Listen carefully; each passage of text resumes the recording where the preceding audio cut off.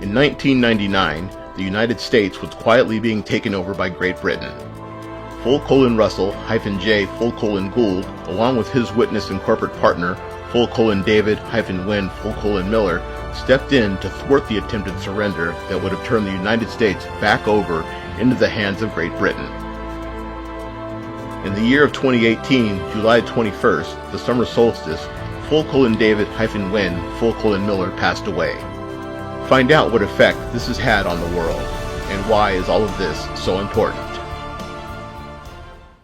For this ceremony, public funeral, performance treaty of this legate, document, contract, federal, postal service, federal court venue, performance trial, and memory publications is with this performance of this public ceremony with the giving grammar, closure, covery, and livery, joy and happiness, and helping of mankind with life, the life's journey of the passing of the volition, David-Wynn Miller, out of the vessel, David-Wynn Miller's last full day and night, the 21st of June 2018, summer solstice, and the passing date, June 22nd, 2018, with the planet Earth of the now time and space, with this eulogy within this public funeral ceremony. David-Wynn Miller was born on September 17th, 1949. He was born in Milwaukee, Wisconsin. His parents, who I had the unbelievable honor to spend 6 months of my life and live with them, they were Winford-A. Miller and mother Lavina-C. Miller. I'd like to start here, for this is where, as a friend, I learned a lot about David. You can learn a lot about people by their parents. And I was given the chance in 2003, 2004, to live with David's parents for 6 months and study under them. He thought it was relevant to study under them. What I mean by that is David lived in a world where his parents taught him a lot of value. They had grit. His mom had tremendous grit. She was the head of the Eastern Star organization for the chapter of the Wisconsin Charter. She had, which is an andragogian teachings, which taught andragogian teachings of self and of giving. And she was a very kind person, but boy, she was just flat out tough. And she was loving. When I was there, Winford, his dad, who was also a member of the Freemason Society of Wisconsin, he was on his elderly stages in life. And the love and care that Lavina, Dave's mother, gave for her husband to his very end was something that I would like my children to do for me. I would like my wife to do for me.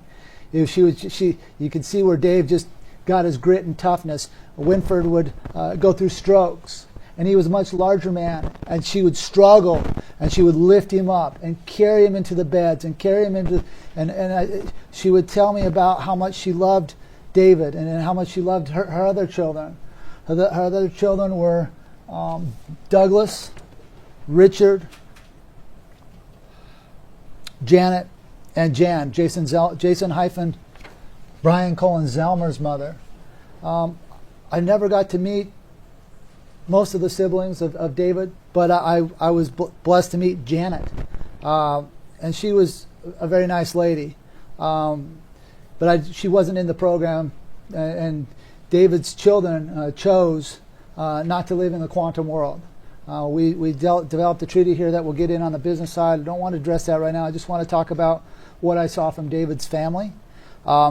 They were very supportive, his mom and dad were, of David. They taught him tremendous work ethic. His dad owned a soda pop business, a water business, and they worked every morning. They were up working at early hours, and he had just tremendous work drive. And I saw that in his family. I saw that in his mom, and I saw that in his dad. Even though they were at their older stages, they would tell me the stories. And they sat down with me with their studies of their. The reason why I was there was the studies of their masonry and their studies of the Eastern Star. They wanted to train me in that, and so they broke out a covenant to train me in their ways. So that's a little bit about Dave's family life. He grew up on a farm in Indiana, and then he was in the water business. He had a tremendous amount of college hours.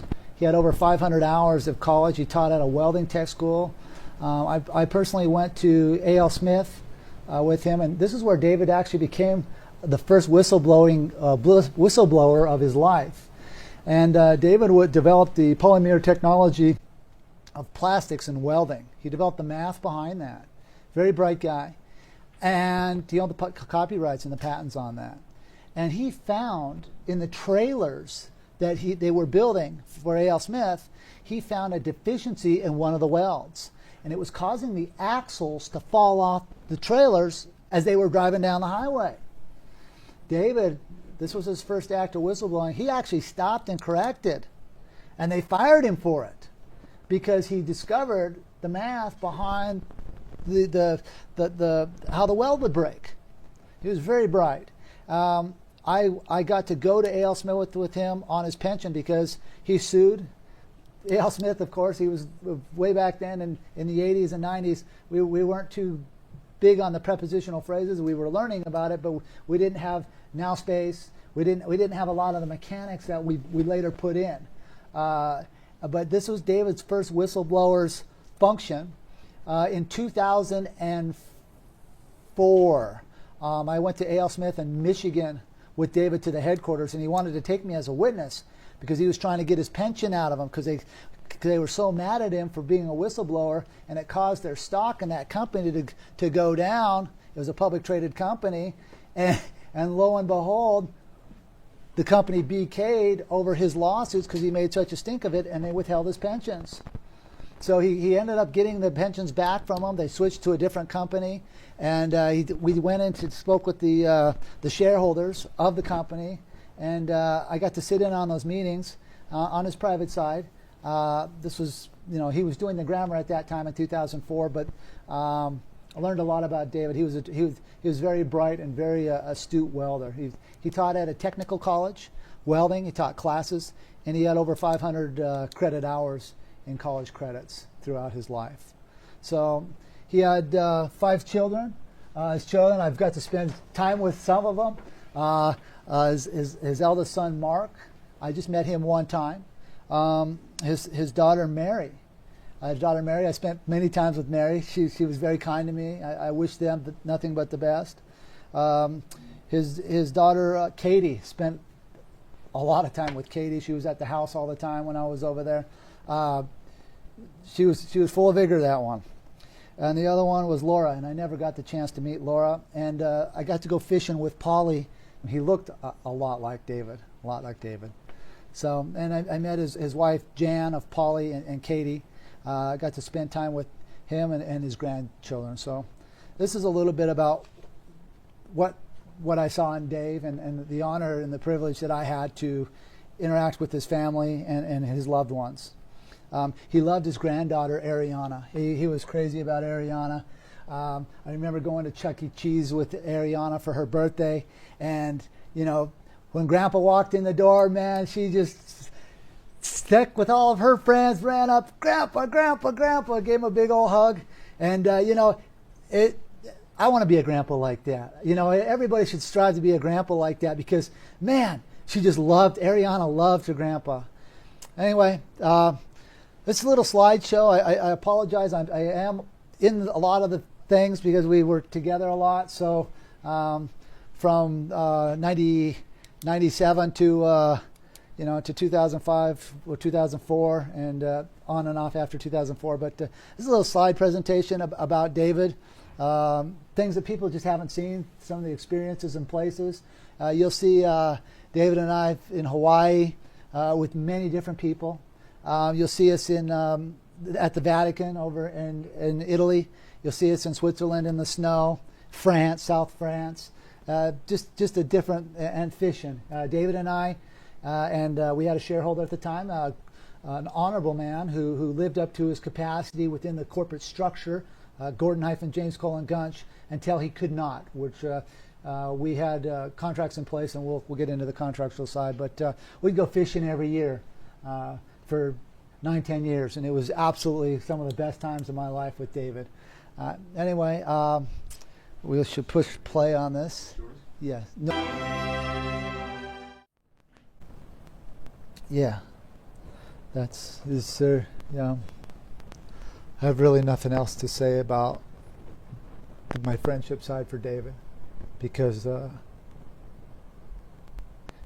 he was there for me, and then when he wasn't there, he wasn't there.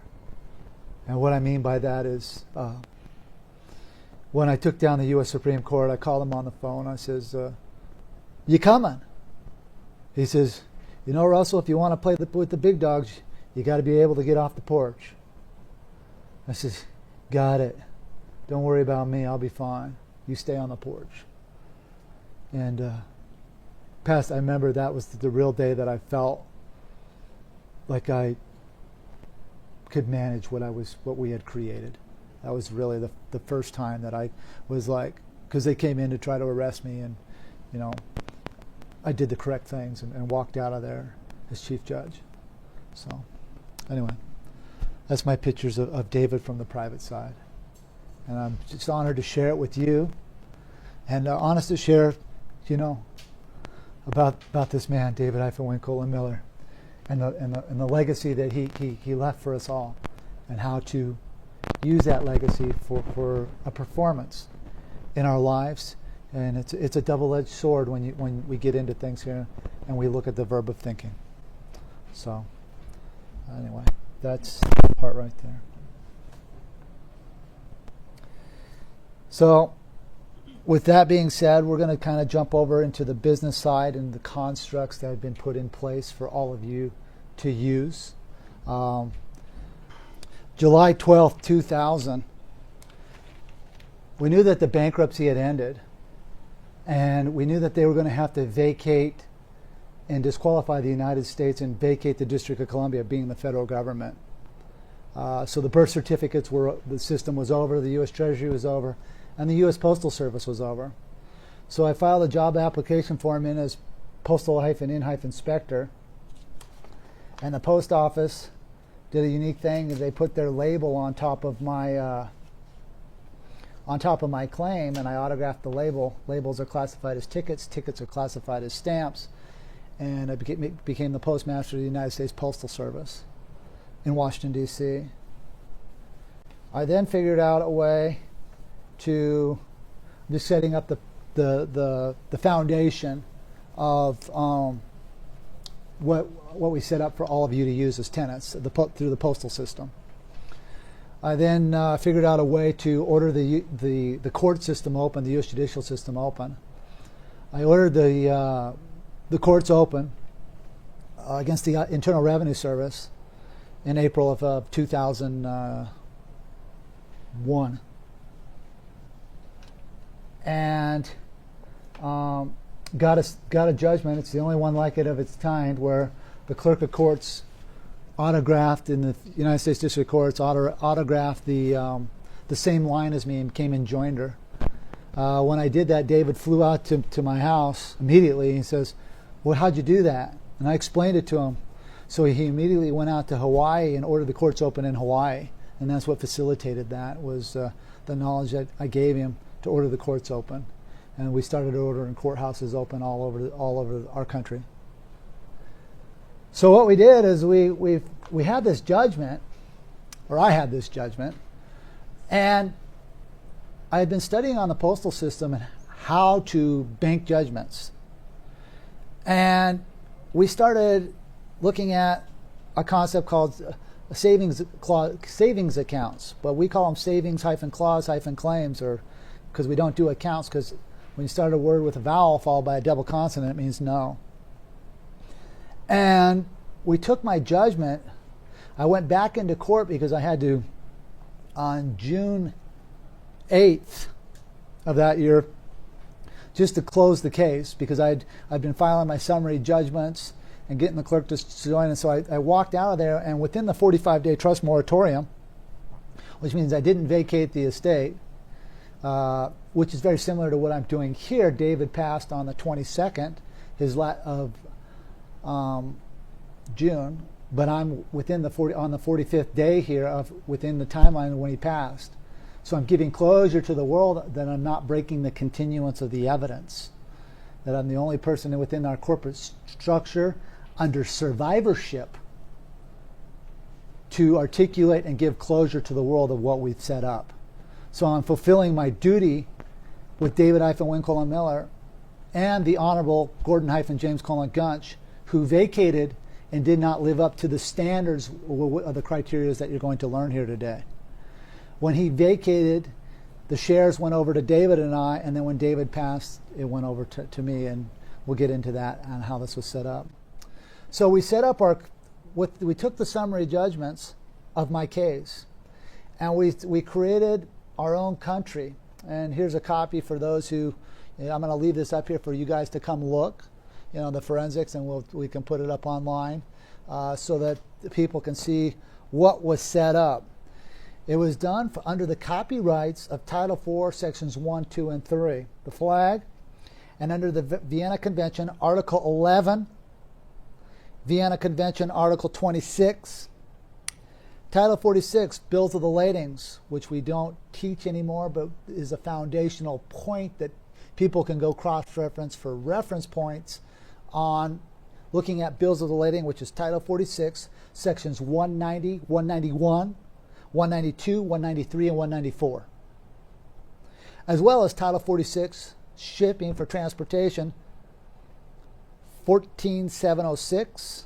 My bad, Title 49, sorry, 14706. And we established our country. And let me tell you about this story. This was an amazing thing.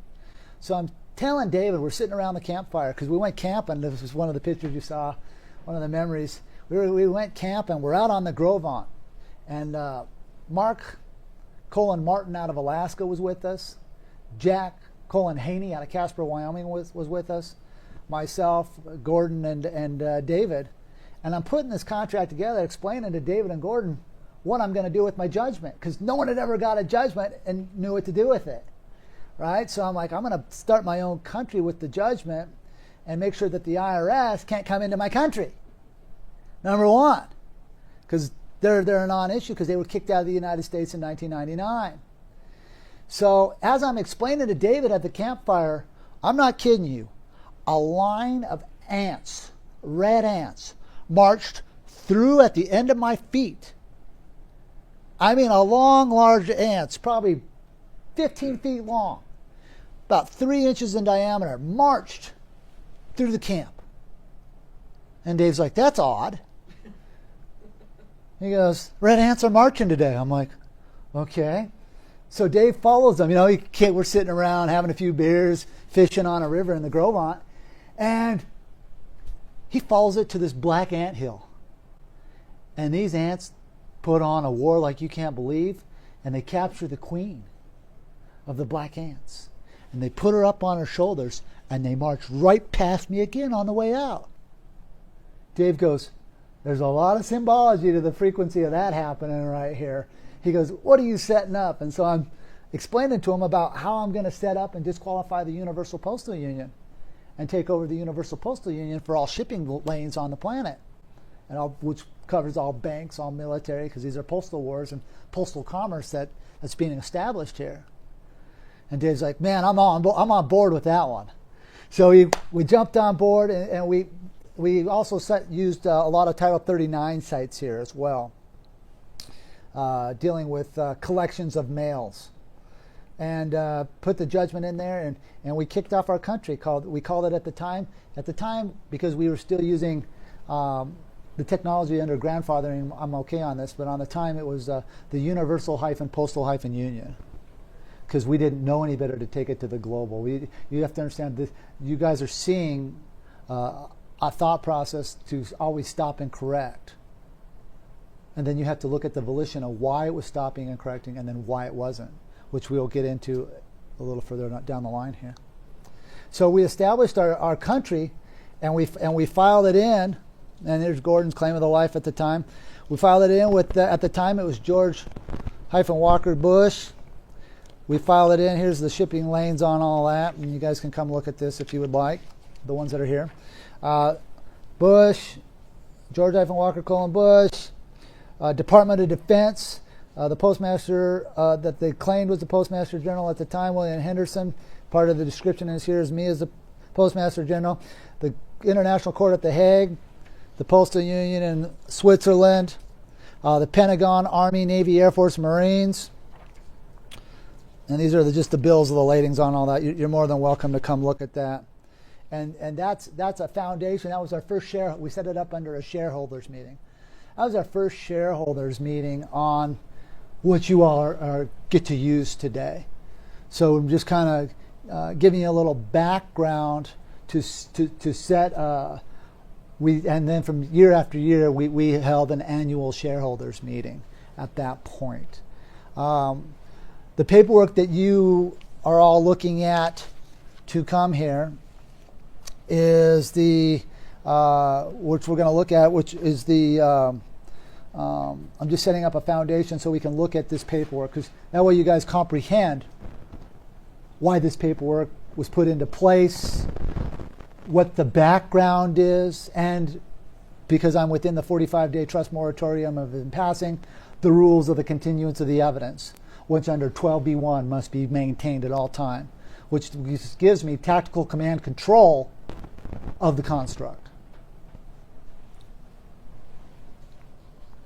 So in this in one of our shareholders meetings, and we're going to discuss this one first, and this one is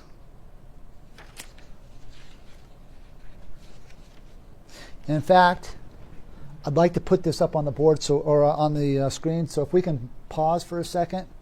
So the first document and one of the shareholder meetings, we had many shareholder meetings, but one of the major ones we had is the one with the ants, not the ants. That was the first one, but one of the ones after the ants. And this was a levy treaty, which gives me the right that the levy is right now, is the performance right now, to give closure on, and we took certain documents out of here because they weren't relevant. And you can see Dave autographed the stamp up top here. What am I doing over there?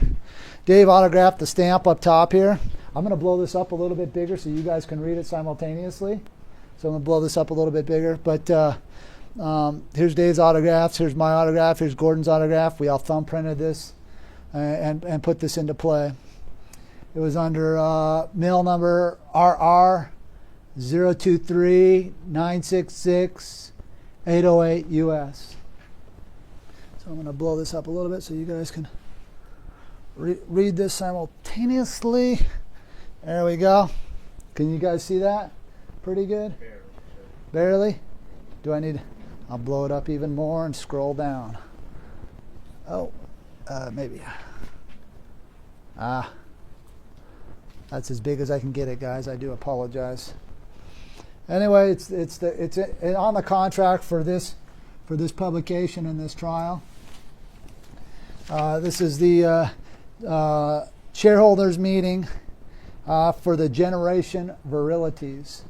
So when we looked at this construct of setting up this postal union, we knew we had to make it last, right? So we studied ourselves and trained ourselves in what's called fiefment, which is the capacity to transport and pass on corporal herediments, being the corporation of what we set up, and the tenets and the heritage behind that. And so that's what this document was designed for. We came in as freeholders, fiefmenters, keymasters. I was also the treasurer on the original contract of the original shareholders meeting. I was elected by the shareholders of the corporation to be the treasurer of the quantum banking system because I had been studying and I had a lot more to learn. But I had the drive to study the mechanics of being a treasurer and cameralistic and other things at a later date. Anyway, and this is our Board of Governors meeting, shareholders meeting, and these are our minutes. These are the actual the minutes that occurred on the fishing trips that we would go to on a yearly basis. So I'm here as a claimant, postmaster, letter carrier, Global Postal Union freeholder, Global Postal Union fief mentor, which means I can pass on the hereditaments. Global Postal Union owner, a muster master, because I was muster master with the U.S. Navy. A treasurer, a comptroller of the global currency. A world port quay owner, which means I owned all ports on planet Earth in a now-time scenario because I knew the mechanics of what that meant on the grammar. So I own all the ports and all the banks and all the buildings. And at a later date, I'd come out with the periodic table to take control of the molecular structure, as well as a monoatomic treaty to take care of the monos as well. Banker, judge, Global Monetary Fund owner, World Central Bank owner, Postal-in-inspector, Postmaster General, and Global Postmaster General Russell-J. Colin Gould. David-Win Miller came in as a claimant, a postmaster, a letter carrier, a Global Postal Union freeholder, a Global Postal Union fief mentor, a Global Postal Union owner. He was a joint owner here. He was a muster master as well, a key master, a world port quay owner, a banker judge, a Global Monetary Fund owner, a Sovereign World Central Bank owner. He was a Postal-in-inspector, and he was the copyright holder of what we called in the time in the truth. Now we tell it in the correct communication, parsing, syntax, grammar. Quantum communications. Notice here he's not a Postmaster General. Okay, so you guys you're seeing foundational things where games were played later, not on my part, but we'll look at that later on today. So notice here, he's nowhere to be found in here as a Postmaster General, because it came with specific criteria that he did not have the credentialing for. That's what I had set up in the original shareholders meeting. And then we had Gordon Knife and James Colin Gunch. He was a witness to all this.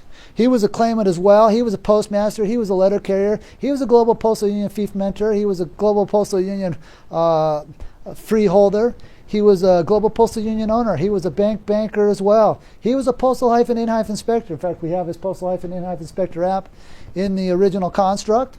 And hereafter, we're just Global Postal Union owners, Gordon Miller, also with this vessel. We had let's see if it'll scroll. I may have to scroll down, and I do apologize, guys. We had, in the next paragraph, we had the name of our vessel, and we were christening it. We always christen our vessels. When we file contracts, we christen the vessel. Right? So we put it into shipping lanes. Right? So we're looking at the mechanics of maritime movements on vessels. We were very heavily back into the study of nautical movement on vessels back in those days. Okay, we haven't been teaching those methods because those are foundational methods that we just have not taught the world. Okay, we've made a choice not to teach the world that, and a lot on the flag, which we have not shared much with anybody on the flag. We've given them things, and they go out and claim things, but they don't have the authorization for foundation. These are more authorizations for foundations here. But I'm maintaining the rules of the continuance of evidence as a survivor with a Postal Union member or owner, co-owner, who's now dead. On the 45th day, it's now transshipped over to me. And Gordon Knife and James Colin Gunch, which we will get into at a later date here or on a later time, he stood himself down. He had to, because he was a man of the honor. He lived within and complied with the performance. So we're going to take a look at that. Just keep that in the back of your minds here. We have a sea treaty of sea pass, and we have a Title 10, Section 7292, subsection B, which dealt with location, comply with the vessels. This is Title 10. This is military because commerce is war. So we're always addressing that, or I am anyways, as we move forward in our commercial ventures here. With this call, and we call the meeting to order. Calling the shareholders meeting with this call by these board members.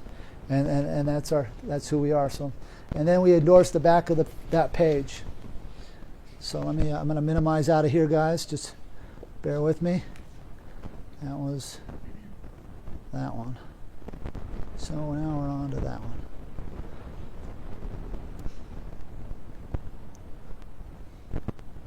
Oh. Oh. Oh. Okay, I'm going to minimize big, minimize small. We're going to work through a couple of these things here. This is just a foundational thing on the shareholders meeting of the Postal Union and leading into the copyrights and what we set up. I'm giving publication to the world now because it's my duty for the performance of that closure under survivorship, with Dave passing and Gordon standing down on June 6, 2006. He stood himself down and he cried that day, but we'll get into that a little later. First thing, when we were out on a vessel, what do? You take the oath, because if you don't take the oath, you can't participate. So the first thing we do in the first paragraph too is here's the dates of the shareholders meeting. It was in 2003, July 14th, 15th, 16th, and 17th. We sat around for those days and we had a discussion on what's relevant. How can we make this thing move forward? What happens if? And these are the contingencies that we came up with collectively and then made a vote and a ruling on it, and we complied with the terms of those contracts for the performance of the quantum grammar construct that we were giving to the world. So these are the dates of the shareholders meeting, and we're giving closure under Title 46, Section 314. So what that means is Title 46, 314 deals with customs and policies to move in and out of ports, like courthouses, courtrooms, customs, anything to do with banking. So we've given closure to that manifest that these are the rules that the shareholders and the tenants, all of you, are going to comply with. And that's why that title site was put in there. So that's the closure on that. The third paragraph deals with what are we claiming? Well, we have the copyrights to the Title IV 1 to 1.9 dimension flag. You all know it as the correct communication parsing syntax grammar flag, performance grammar flag. But the foundation of where the nativity comes from was the Title IV 1 to 1.9 dimension flag, which David and I filed copyrights on August 12th, 1999, at the United Nations. And it's chronicled in the congressional record in the fiction world. They mirrored everything that David and I had done. So do your own due diligence on that, please. And the Title IV would be with this levy treaty for this performance here. So the Title IV flag, 1 to 1.9 dimension flag, which is here, which is on my oath, filed down at the federal courthouse right here. I've paid the filing fee, $46, there's the receipt, to be a federal judge in this territory of the Nevada.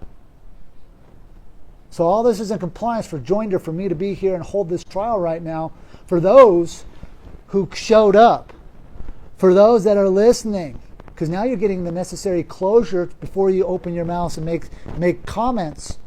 You better have your ducks in a row. If not, the fiction world will not honor you, because there can only be one. Anyway, Title IV 1 to 1.9 dimension flag. Well, the first thing we looked at here, we called the minutes to order, with the claims of these minutes, with the bills of the latings, with this Global Postal Union Board and shareholders meeting, with this dry dock treaty number. And the dry dock treaty number that we used was my mailing number, which is here. RR 294-568-221 US. You notice I am the shipper and I am the receiver in Washington, D.C. That's my number. Those that are in participation with the usury of the number, if my autograph and thumbprint are not on your contracts, you have no capacity to use this number. That's my number. Shipper means I'm the owner. And since David has passed, his hereditament to give you fiefment to use that is no longer. And you've all been given closure under the 45-day trust moratorium, and I've maintained the rules of the continuance of the evidence. Any outside party who is actively using any contract with RR 294-568-221 US, that contract is null and void.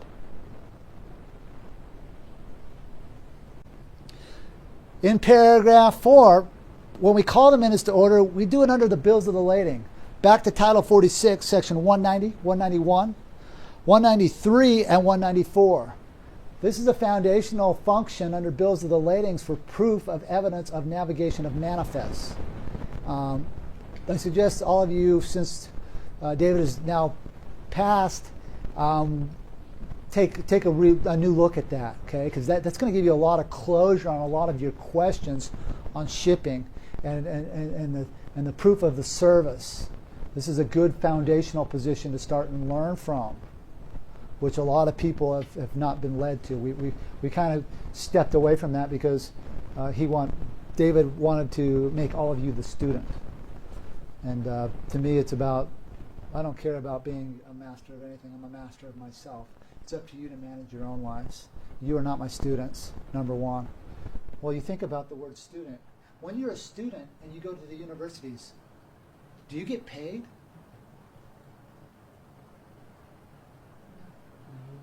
You're not my students. Now, if you want to be Dave's students, you can sit there and be Dave's students. But Dave's no longer.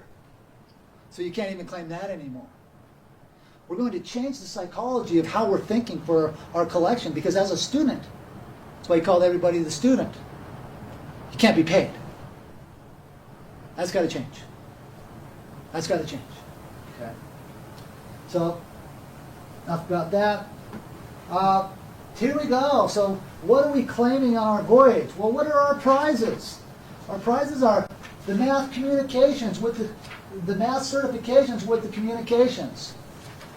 Now let's think about that statement here. The math certifications. When you look at the functions of what David has created and what David gave to the world, the 1 + 2 = 3, 3 - 2 = 1.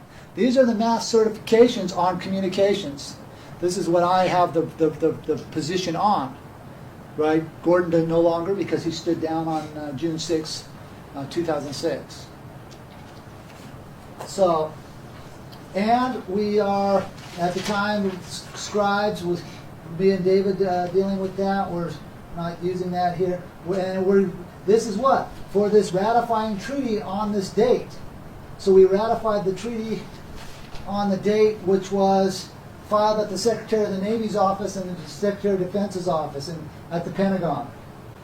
So we've ratified, we've christened the vessel and we ratified the treaty. So now it's just the performance of the levy, which I am conveying. Maybe I jumped down too far. And then, of course, down here, William Ball, Pentagon. This stuff is not relevant here. Basically, the Pentagon is fully up to speed through the Secretary of the Navy's office of these contracts. It's basically in those paragraphs giving you closure on. What were the dates on the contract? Huh? What were the dates? Dates on the contract on that one was February 20th of 2003. We were at the Secretary of the Navy's office in Washington, D.C. At the Pentagon. Paragraph C deals with we're making this summons and we're making it known at the time we were in the Unity States of our World Corporation. We have since changed Unity States of our World Corporation. When we were using Unity States of our World Corporation, the value that we were placing to Unity was a fourfold characteristic of the time, of the possession, of the ownership, and of the title of each thing that we were conveying on our contracts. Because UN was a negative word, we stepped away from that and called it document contract, world-corporation. Document-contract-vessel-world corporation is where we took that statement. But at the time, back in those days, we were learning too. But under grandfathering, we have the copyright, so we changed that. David changed that, and now we move forward here today. And this was all filed into evidence. The U.S. judicial system here and the U.S., not the U.S., in London, the International Maritime Organization, and in Bern, Switzerland, and at the Vatican, and at NATO, at the Pentagon, and all branches. They have all these contracts, so they're aware of how the shareholder structure works. And believe me, I want to get into later stories about Gordon's standing down. The fiction morphed into what they did to him because of the position, because he could only function within the honor of what he did, what we set up.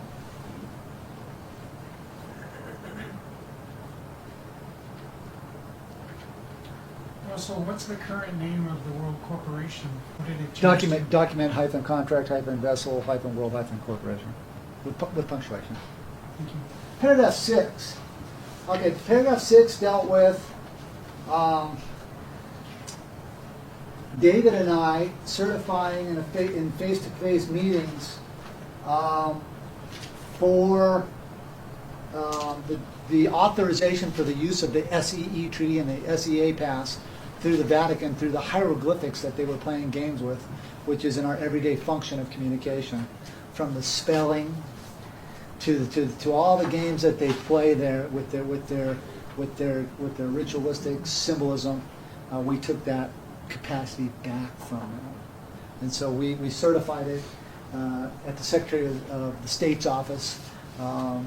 Michael Sedano, Angelo Sedano, they call him Angelo, but Angelo Colon Sedano, and we had 40 cardinals, the top cardinals with us. They shut down St. Peter's. In fact, one of the pictures that you see with me in the yellow shirt, and it's kind of dark in there, that was right after that. I was kind of had a taken back look on my face. If you'll notice in the original film script here of what we did, we had just got done with the presentation of this statement. Physically, in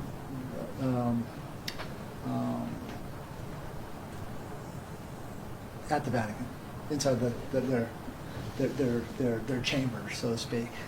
But we come out of the tomb because we're not in the catacombs because we have our claims of the life. So those were some of the things that we did there. That's in paragraph 6. Okay. So part of paragraph 6 deals with breaking bulk of these minutes. Breaking bulk is the actual levy treaty that I'm giving you in the closure now, because I'm breaking bulk of the cargo of words so that the world can know what's going on. Very crucial in any contract that you articulate that you break bulk, let your cargo out, so that others can join or not join. So these are very, very important tools. Okay, now here we go. This paragraph 7 deals with the cuma in the Masonic. So part of the studies with Dave, which took us into a lot of plagiarism constructs from the Freemasons. You got to remember they're not a very old organization here on this planet. So a lot of that stuff is just hoopla to give you some kind of social status. When you go down to really break it down, it's not what it looks like. Anyway, the Cumanist, they called it decumanist, was the treasurer or the collector. That would be me. I'm a collector. So when you come with your judgments, I'm the guy for the collection. Now, Monty-Edwin Mueller, and I'll let him give his testimony here in a bit. He will tell you his stories about yelling at Dave, why isn't Dave honoring this, right? Because Monty knew the truth. He knew what was going on, and he's like, all the lawsuits need to be going through Russell. He's the collector by construct, because we're looking at contract. We're always looking at contract, right? So that's one of the things that's relevant here that people need to know, that in order to go collect your contracts, they come through me. I say whether it's valid or not, based upon your performance. So you have to meet the 12B7 through 12B1. And you have to show that you have certified authenticated knowledge of what that is. So I'm the collector for these minutes. And with this call, this location, now time, or space postmasters, right? Because time was taken out. So we just use space hyphen postmasters. Not only postmaster in space, but you must have knowledge of what that is, right? So you're moving thought process to create volition to comprehend and come to joinder with the concept of a space or of a thought. Okay, so in paragraph 8, here's where it gets interesting. So the prize of all this for the collectors is dealing with, this is more when we're dealing with energy movement. We're talking about vertebrae here. We're talking about controlling angles and shapes and movement of electron structures for synapses through our mitochondria being the power source to create cellular activity. So we're breaking down the fundamental cognition of what initiates thought. So this is a very deep paragraph here, and there'll be a lot of comments on this, I'm sure, when we put it up online, just in that paragraph alone. Okay, so part of that conduct of how you, through your hypothalamus of us, and through our mitochondria, is creating our virilities, our generations after us.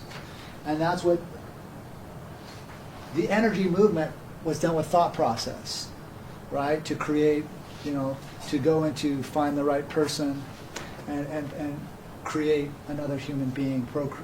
They use procreate, but it's the thought process of that, and we took accountability for that in our lives. Part of that because we were cognizant of what we were building and the dynamics that it would have on the earth. We knew that outside thinking would try to come in to our construct because it was very small, our triangle there of 3. And as the outside influence would come in, it would try to undermine the things that we gave for goodness. So for under that, we created what's called the generation virilities, that our generations would function from there on out in correct sentence structure communication. And we all agreed to that. David went home, Gordon went home. I didn't have any kids, so I'm like, okay, I'll just sit back on this and wait till I have a child.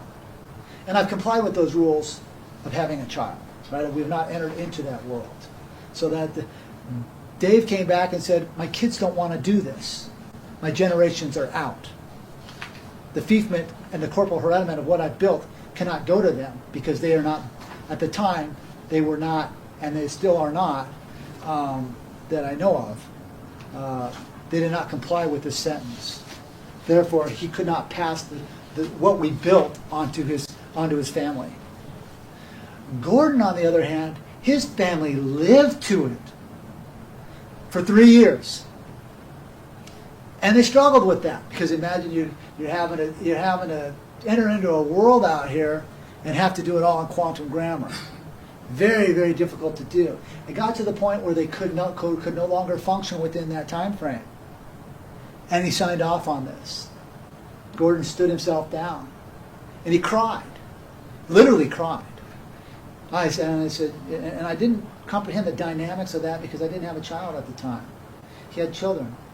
I understood what it now means that you have to let them go free, like a loved one. Do they return? That sort of thing.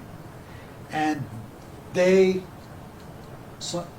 autographed off on this and then vacated as well and vanished from this lifestyle. When that happened, when I would later in life marry and separate into a different condition of state, then the outside world now had free reign to attack Gordon for what he set up. He stood in the foxhole, but he decided to get out. And when he did that, they trumped up stuff and they hammered him, and he couldn't go back to use. He had knowledge, but he couldn't use it, so he had to sit there and take it. Very unfortunate for him, but he was honorable.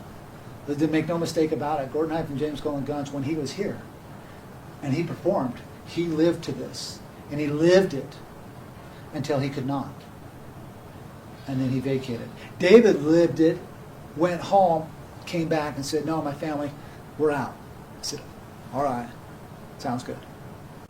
So this is the forensics of that, under what's called for these generations of these virilities with the closure of these vessels, Gordon, David, and Russell. Basically, our virilities, when you get into the definitions, our virilities were to function from that day forward, incorrect communication, parsing, syntax, grammar. And they did not in those two. Gordon's did for 3 years, and Dave's never did. So he was under trust for 45-day moratorium. Now he's no longer here. So his generations can't. In fact, his generations were given closure that this was going to happen. I mailed it to his location for his lineage. Here's the bill of lading on that, and that was received on the 21st. Yeah, the 21st of July. So they have knowledge of this.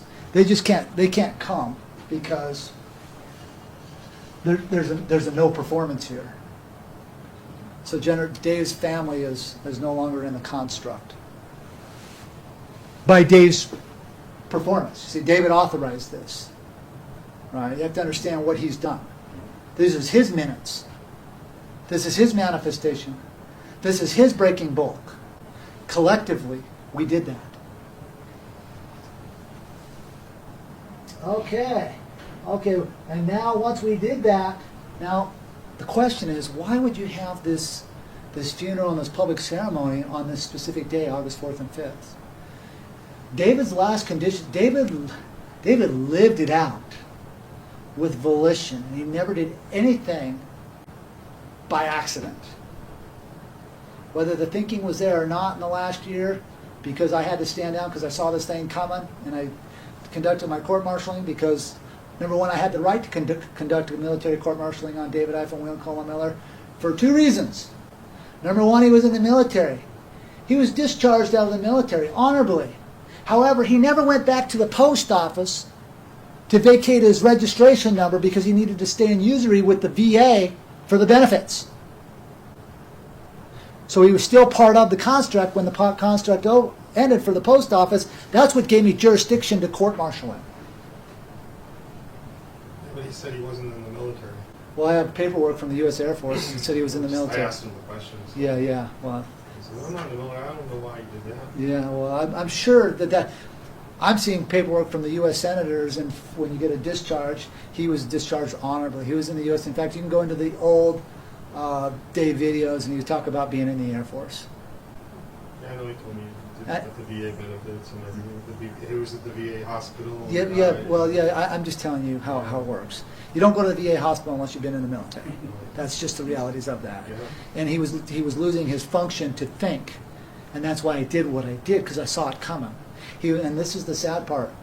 He wouldn't stop and correct on anything from a business structure, and it actually sadly transferred into his life.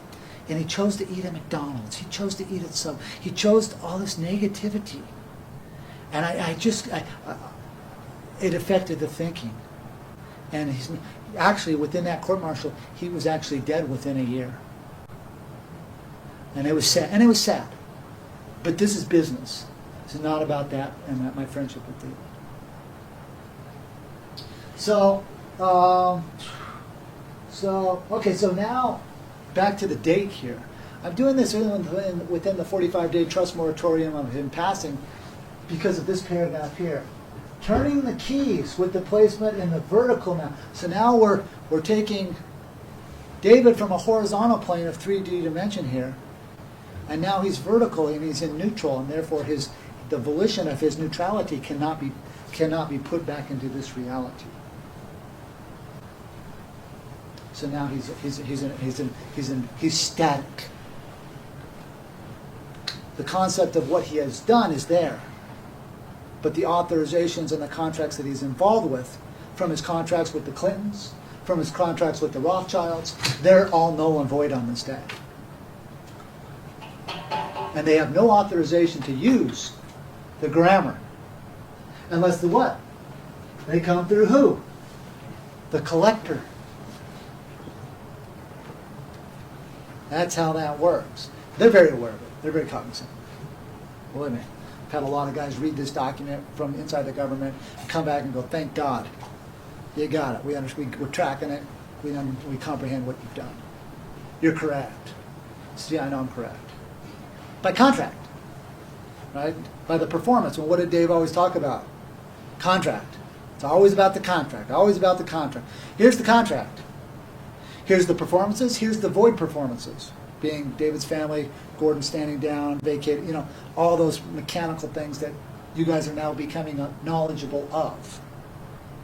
David's family knew, the lineage knew, but the lineage is right here and cannot enter in because they did not live and make the choice of the performance. And it was a difficult choice because there was a lot of consequences. I got, you know, you get the, it's not with daddy. Not very fun. So, yes. So now that his energy is in neutral, Yes. Is there at any point, and now that you've done this today, that means that no time in the future. No time in the future can he come. Can anybody pick that energy and try to subvert it into what's being created? Because we want to use this for good. Yes. Now the choices of good are based upon the performance. What's really cool about the parsec syntax grammar is when you look at the verb of thinking, you can always preposition the facts, which is what we're doing here. Now we can take a look at the condition of mind. Why did that person perform? Why did that person not perform? And then it's up to them, although in this specific case, David is no longer here, the world will judge this. The world will judge his performance. Because the world just simply doesn't know at this as of this date, because it hasn't had to know. We're not bashing David because the message is great. If the messenger couldn't perform, then we have to look at the volition. What's the condition of mind? Why did he? So we have a history here. I want to keep this in play now. Here's a history of David entering into contract and his generations not performing. Okay, so this is one we're going to look at a lot, and then the world is going to ask themselves, what was the condition of mind? So he broke the code. Well, he broke the authorization to transmit it to anyone else. Okay, and we're going to get into that next, going with the copyright releases, because I know what it took to get the copyright releases out of it. Right, and it was a very ugly day, and the FBI was there, and it was very physical, and it was very violent. So, anyways, we'll address that next. We're doing one thing at a time, because the world needs to know where they stand as tenants with the program, with what's been created, which they're all in tenancy of, which they're all trying to use numbers on. Doesn't work like that. And I set it up that way because I didn't want something like this to happen. I didn't want people using things without authorization, because then you have to look at the condition of the mind. What's the condition of the mind? Be very careful. I had a judge in 1997, and he's sitting across Judge Donald Hall, Fremont County Circuit Courts, Riverton, Wyoming. He's off the bench with me, and he's sitting, and he's got his robe off, and I'm breaking down my condition of the mind. Because I can only testify about my performance and my condition of thinking as first-hand witness to the thought processes that I was conveying. He says, for you it works. He says, but be very careful what you wish for, because you just might get it. See, because your thinking takes you into the manifestation. The prepositional phrase language positions the facts. Now we have to look at what was the condition of mind to create the facts. So now thinking can be put on trial. Well, that's good and bad. For those of us who want righteousness, who want honesty, who want fairness, who want rule one, rule equal, all the things that were taught within the construct, very wonderful concept. But for those of you who think that you're going to use grammar to not take accountability for your thinking, the day of the collection is here. And there are people around the world very cognizant of this. Not the general public, but the people behind the banking and the real, where the action is. Okay. And we're breaking bulk of the minutes, and that's paragraph 8E. And I'm going to blow this up a little bit so you guys try to read it a little bit. But it's all on the paperwork that was sent out to everybody on their evidences and summons on the publication of this seminar. So everybody was given more than 3-day notice and more than 21-day notice. to make this, to be here. They've made a choice not to, and that's fine by me. But now they're getting correctness. So now all we have to look at is the condition of mind at a later date if people continue with their usury of the collection, of the levy.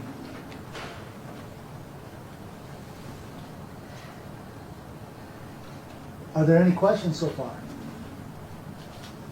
So the people that, corporations that don't show up or send representatives are passed out? Doesn't matter. They were given closure that this was going to happen.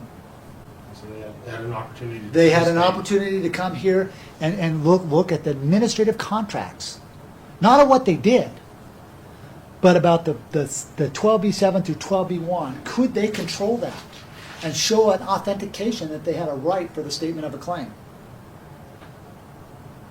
If they didn't object, that means they consent. Object is a no contract word. Contract is just performance. The world judges us by our performance and by the forensics and the legacy and the legend that you leave. The legend that you leave will either be in a performance or the hand script that you write down here, your contracts, your usury, from cradle to grave. So now we're taking a quantum look into the correct communication, parsing, syntax, grammar of a function that was built for the world to use. And the world is getting the necessary closure that if they so choose to join with the construct, they can. Because the first rule of contract, you must have knowledge and you must have full closure. Without that full closure, it's unfair to you to join with that contract.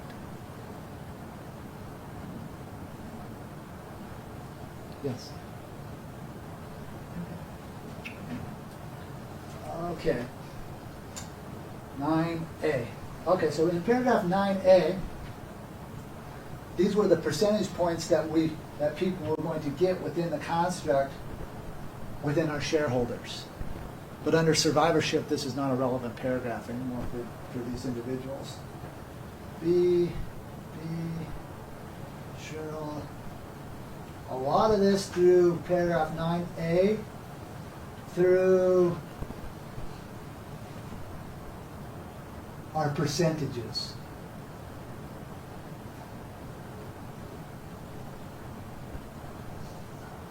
Okay, paragraph 9C and 10. 9C dealing with the CFAS and C treaty through the board and shareholders meetings with the call of the now space postmasters with the closure. We're giving closure by the postal union owners with the United States of a World Corporation. So that'd be 9C. Paragraph 10 deals with, this is a standing treaty. This is a treaty that's in drogue law. We put this into perpetual corporation so it could be used by those who join it. But they have to come through the correct channels, which we're going to get in a little later this afternoon on how to join it.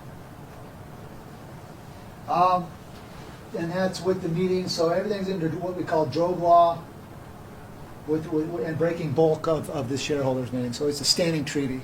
This was put into play so that we couldn't get out of it. Accountability. Paragraph 11.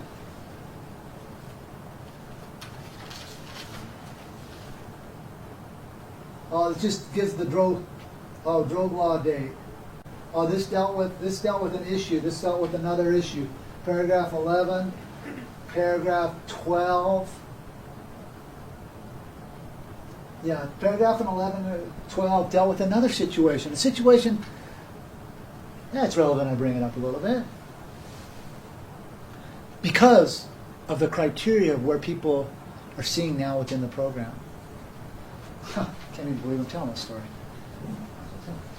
Okay, paragraph 11 dealt with back when David and I, and we were working with another person that had knowledge to a point by me and was David's other student, and she also was a federal postal judge. Her name was Janice-K. Logan. Janice-K. Logan was a lady with tenacity.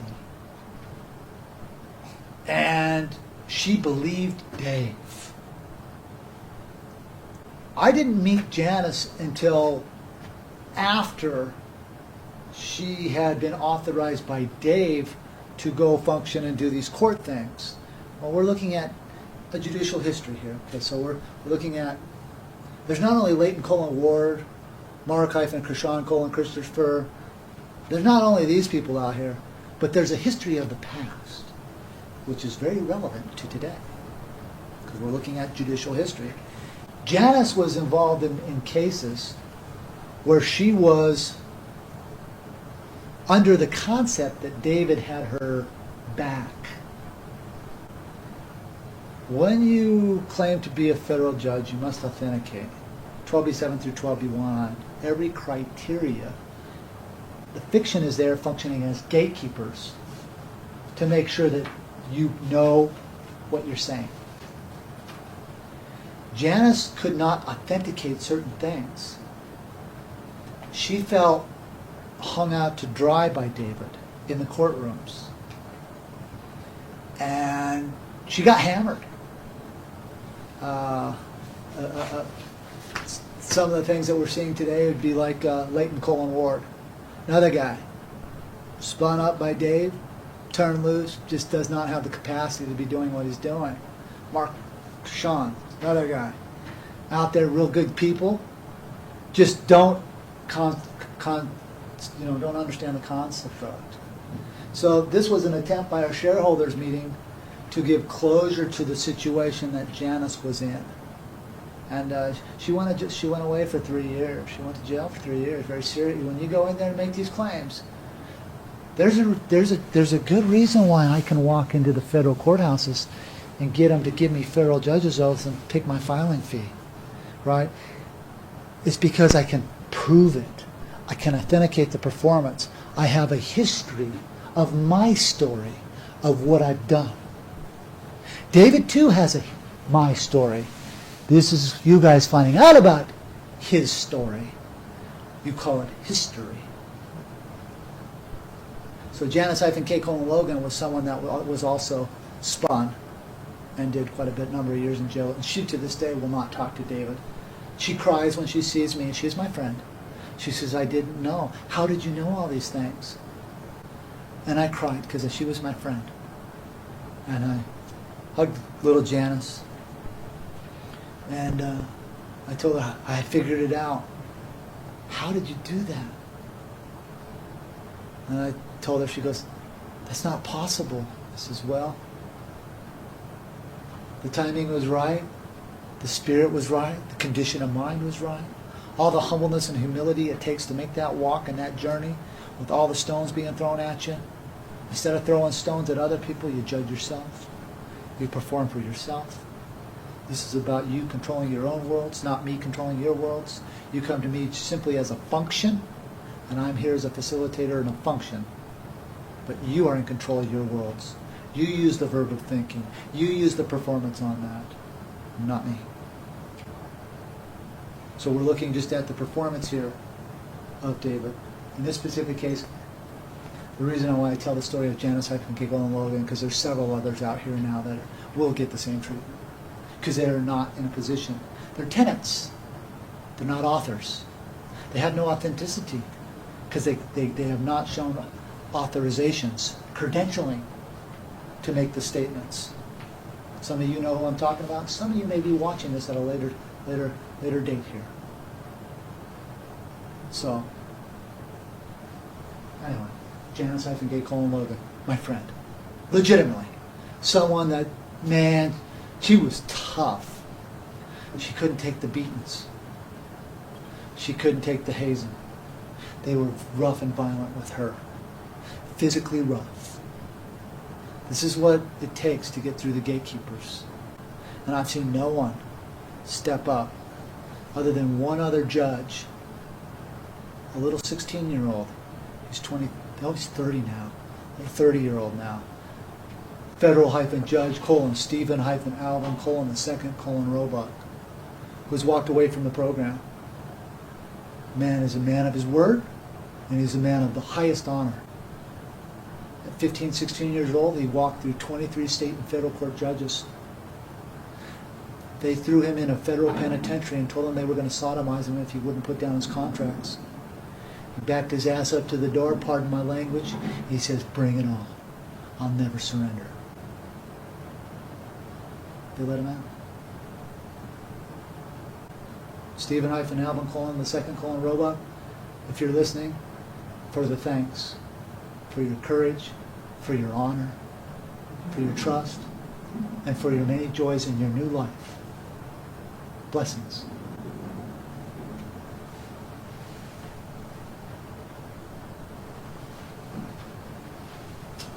Paragraph 13. Paragraph 13 is a publication of, see, back in the day, you see how far we were in technology? We were bumping paragraphs to different pages. So you can see how far this has progressed for those of that are new and have seen through the years. Doing a shareholders meetings, claim of the minutes with the closure of this publication.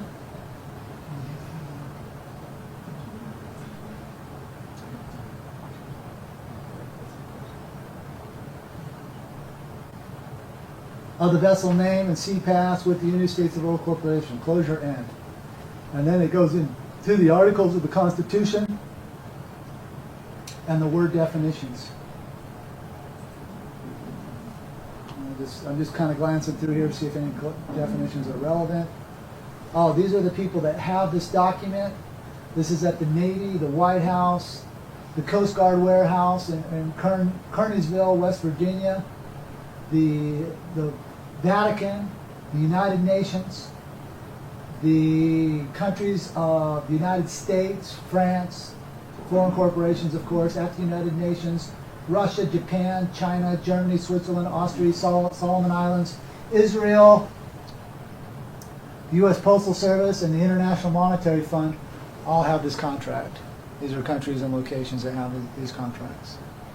There's a lot of other nations at the United Nations. There's actually 82 of them. This is just a cliff note of some of them. They're all very aware of how the shareholders meeting worked and the functions behind that.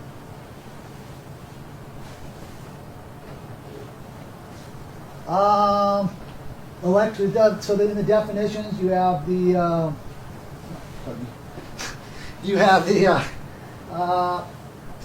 humanists, the tax collectors, Q, cloud, C, vertebrae, how this all works in the Masonic worlds for the collection of the fees. They have certain ceremonies for that. I'm not going to get in to discuss that right now. That's at a different seminar, different techniques, different things on that. So,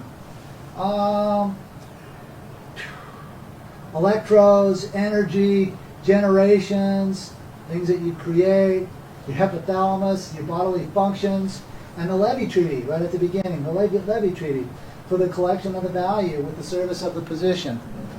Well, there's value in what I'm giving the world because you're getting closure, and I'm just the performer for the collection of the service. Wharf, marine contract, maritime liens. There's liens that have been filed upon this by us to collect. Minutes, notary, prize, shareholders, the meaning of shareholders. So the meaning of shareholders for the board of this authorization is with the log of the corporation, with the journal by the parties. Synapses, dealing with the methods of pulse through your neurotransmitters. It's all built into here through our thinking to create our generations. Gordon's generations honored for a while, then they stood out so that their energy is no longer. Dave's family never had any neurotransmission. There was a spark, but they didn't transfer over because they didn't live it and perform it. So there's no neurotransmitting thinking coming from Dave's lineage in correct communication, parsing, syntax, grammar, or his family. Sorry. Vertebrae, vertical, virilities. These are all the things. And then the definitions to Title IV. We don't do this as much as we used to. We have all the definitions for Title IV, Sections 1, 2, and 3. It's all built into the construct.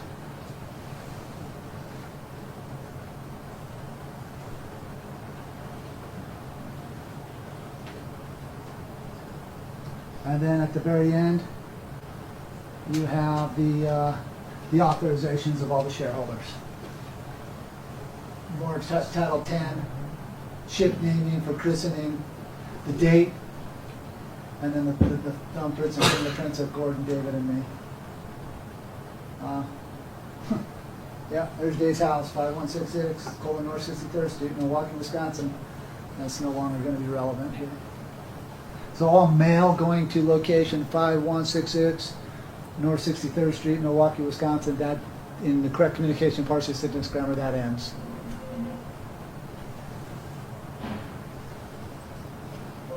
Are there any questions? Are you guys learning anything about our construct? A lot of closure here for you guys. That's what this was called for. Within the 45-day trust moratorium to maintain the rules of the continuance of the evidence. I think it's a good time to break for lunch now. And we're only halfway through this thing. We got lease contracts next, and kind of get into more of the corporate structure. I'm going to go back and keep in mind about the judicial history. Remember the performance or non-performance of his family. Remember the performance and the things with, you guys learned about federal-judge or former federal-judge, Janice-K. Logan. We're just bringing stories to you so you can figure out. You guys are going to be the judges, not me, because Dave's no longer here to ask the questions. So you guys are going to, the world's going to have to judge this, and the forensics, and what it comes up with. The message is good. The 1 + 2 = 3, 3 - 2 = 1. The functions are good. Now we need to look at the condition of thinking. We're going to learn how to use that today. So it's going to be really a cool seminar. Thank you guys. Enjoy your lunch.